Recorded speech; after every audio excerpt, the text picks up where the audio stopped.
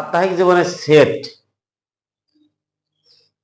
এটা নবম শ্রেণীর প্রথম অভিজ্ঞতার আজকে আমরা যে সকল ক্লাস করছি তার ধারাবাহিকতায় অনুশীলনীতে এসে পৌঁছেছি। অনুশীলনী আছে আমাদের নবম শ্রেণীর অনুশীলনী আছে প্রথম অভিজ্ঞতা 27 পৃষ্ঠায়। কত পৃষ্ঠায়? 27 পৃষ্ঠায়। প্রথম অভিজ্ঞতা এখানে যেটা বলছে 1 নম্বর প্রশ্ন, সেটা হলো যে নিম্নলিখিত সেটগুলোকে তালিকা পদ্ধতিতে প্রকাশ করো। তো তালিকা পদ্ধতিতে প্রকাশ করতে গিয়ে আমাদের প্রশ্নটা এরকম দেওয়া আছে যে এ একটি সেট, এ দ্বারা একটি সেটকে চিহ্নিত করা হয়েছে, যে সেটের সদস্য এক্স দ্বারা বর্ণনা করা হয়েছে। এক্স কারা হতে পারবে? এন এর যারা সদস্য আছে তারাই মাত্র এক্স হতে পারবে। কোনগুলা? যেগুলা -3 থেকে বড় হবে, -3 থেকে কি হবে? বড় হবে, এবং কি বলছে? লেস দেন ইকুয়াল, অর্থাৎ 5 এর বড় নয়, 5 এর বড় নয়, 5 এর সমান হতে পারবে, বা 5 থেকে ছোট, এইগুলো হতে পারবে। তাহলে আমাদের আগে জানা দরকার যে এনটা কি। এন হলো কি? এন হলো আমাদের সকল স্বাভাবিক সংখ্যা। তাহলে আমরা জানি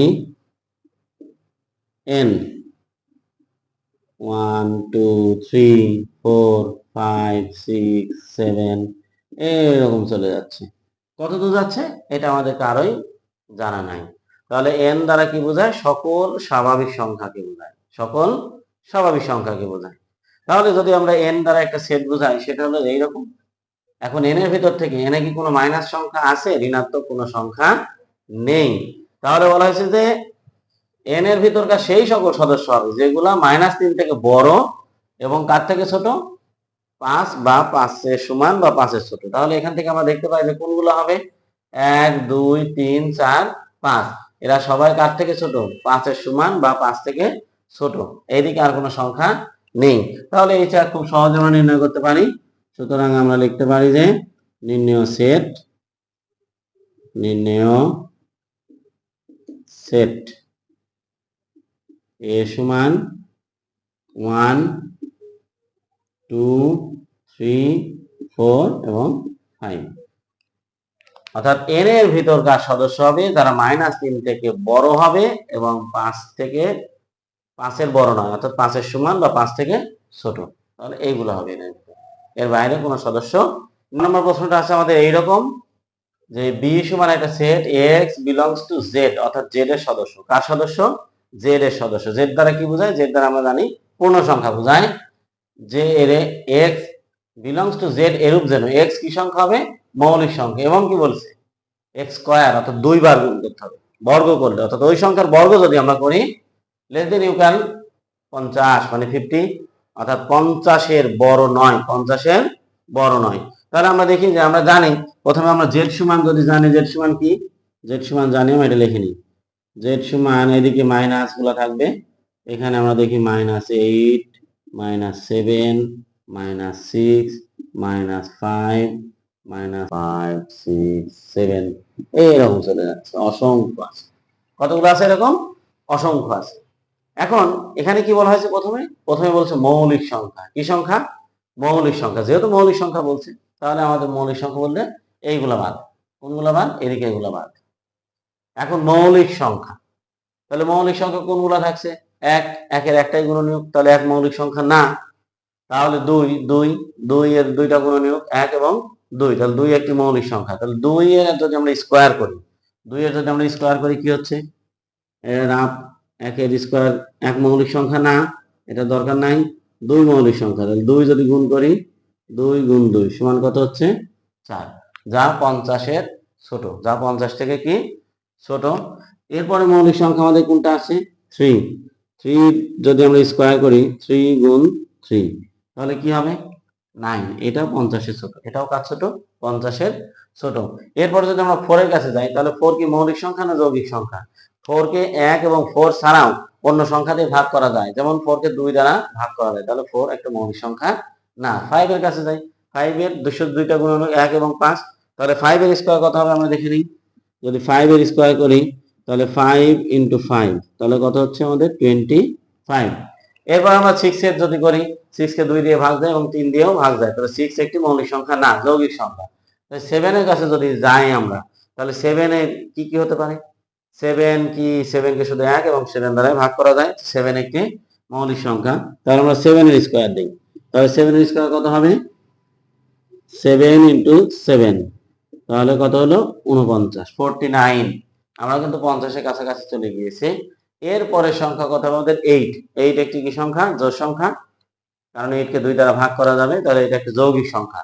8 এর পর আসবে 9, 9 কে 3 দ্বারা ভাগ করা যায়, তাহলে 9 ও একটি যৌগিক সংখ্যা। এরপর 10, 10 কে 2 দ্বারা এবং 5 দ্বারা ভাগ করা যায়, 10 ও যৌগিক সংখ্যা। 11, 11 কি সংখ্যা হবে? 11 কে শুধু 1 এবং 11 দ্বারাই ভাগ করা যাবে, তাহলে এটা হবে একটি মৌলিক সংখ্যা। তাহলে আমরা 11 স্কয়ার করি, তাহলে 11 ইনটু 11, তাহলে এই দুটো যদি গুণ করি 121 হবে।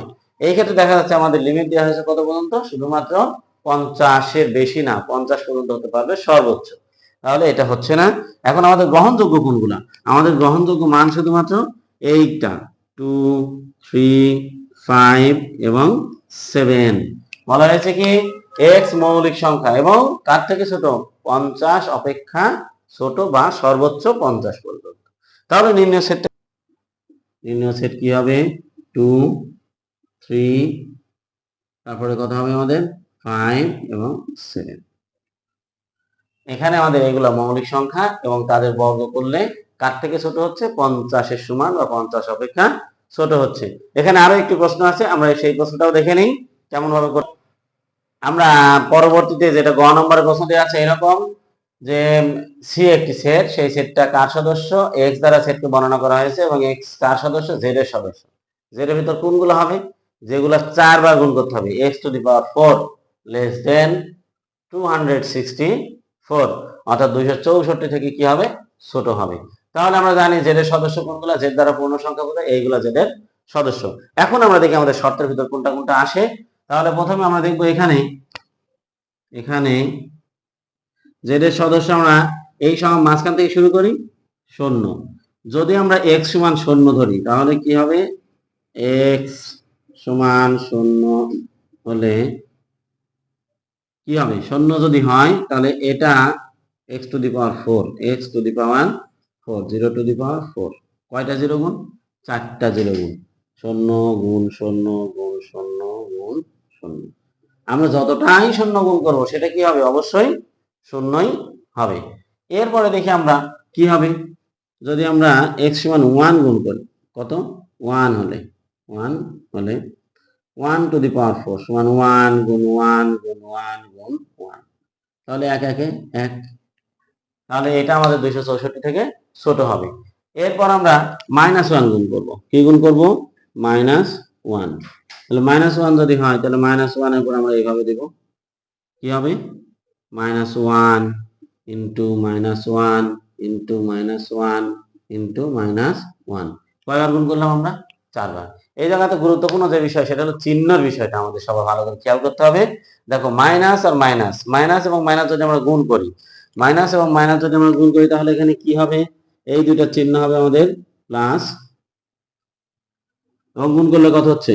+1। যদি আমরা এই দুইটা গুণ করি, এইটার সাথে এখন এইটা গুণ, তাহলে প্লাসে মাইনাসে কি হবে? প্লাসে মাইনাসে এখন আমাদের আসবে এইটার সাথে এইটা গুণ যদি আমরা করি তাহলে প্লাসে মাইনাসে কি হবে? প্লাসে মাইনাসে -1। এখন এই -1 এর সাথে আবার এই -1, যদি এই -1 গুণ করি তাহলে মাইনাসে মাইনাসে প্লাস আর 1। তাহলে কি দাঁড়াচ্ছে এখানে ফলাফল আমাদের? সবশেষে আমাদের ফলাফল দাঁড়াচ্ছে 1। কি থামছে? 1। এই জায়গায় লক্ষ্য করি, দেখো যদি 4টা 1 2 3 4 অর্থাৎ জোড় সংখ্যক যদি মাইনাস থাকে তাহলে মাইনাসটা কি হয়ে যাবে? প্লাস হয়ে যাবে। যদি জোড় সংখ্যক মাইনাস থাকে, সেখানে 2টা মাইনাস থাকতে পারে, 4টা মাইনাস থাকতে পারে, 6টা মাইনাস থাকতে পারে, এক্ষেত্রে আমাদের কি হবে? এটা মাইনাসই হবে। এর পরবর্তীতে আমরা যেটা দেখব, তাহলে 2 দিয়ে কি হবে দেখি। x সমান 2 হলে 2 টু দি পাওয়ার 4, 2 গুণ 2, 2 গুণ 2, তাহলে কত হচ্ছে? 2 দিয়ে 4, 4 2 8, 8 2 16। এরপর আমরা কি দেখবো? -2 দেখবো। কি দেখবো? -2 হলে -2 টু দি পাওয়ার 4, তাহলে -2 ইন্টু -2 ইন্টু -2 ইন্টু -2। কি হচ্ছে এটা আমরা দেখে নিই। তাহলে মাইনাস মাইনাসে প্লাস, অর্থাৎ 1 2 3 4, অর্থাৎ 4টা যদি মাইনাস গুণ করি তাহলে অবশ্যই আমাদের কি হবে? প্লাস হবে। এটা কত হচ্ছে আমাদের? 16। এরপর আমরা কি দিব? 3 দিব। কি? যদি আমরা 3 দিই তাহলে কি হচ্ছে দেখে নিই। 3 হলে 3 টু দি পাওয়ার 4 সমান কত হবে আমাদের? 3 into 3 into 3 3, তাহলে কত হয় 3 রিঙ্গে 9, 3 নং 27, 3 27 কত হয় 81। এরপর আমরা -3 দিব, কি দিব -3। যদি -3 দিই তাহলে কি হচ্ছে দেখে নেই, -3 to the power 4, তাহলে -3 into -3 into -3 into -3, তাহলে কয়টা মাইনাস এখানে গুণ হলো আমাদের 1 2 3 4, যদি 4টা মাইনাস গুণ হয় তাহলে মাইনাসটা প্লাস হবে এবং 4টা 3 গুণ করলে আমাদের হবে 81।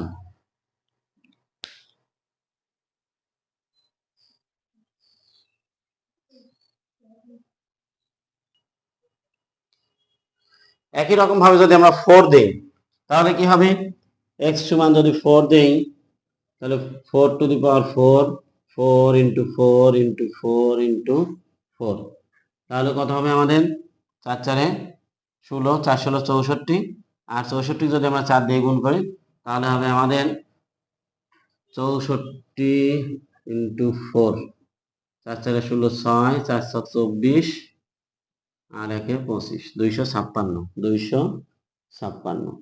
তারপরে আমরা যদি x সমান -4 দিই, x সমান কি দেই -4 দেই, তাহলে কি হচ্ছে দেখে নেই, -4 to the power 4, -4 into -4 into -4 into -4, এটা হবে কত 256। তাহলে আমাদের যেতে বলছে কোথায়, আমাদের 264।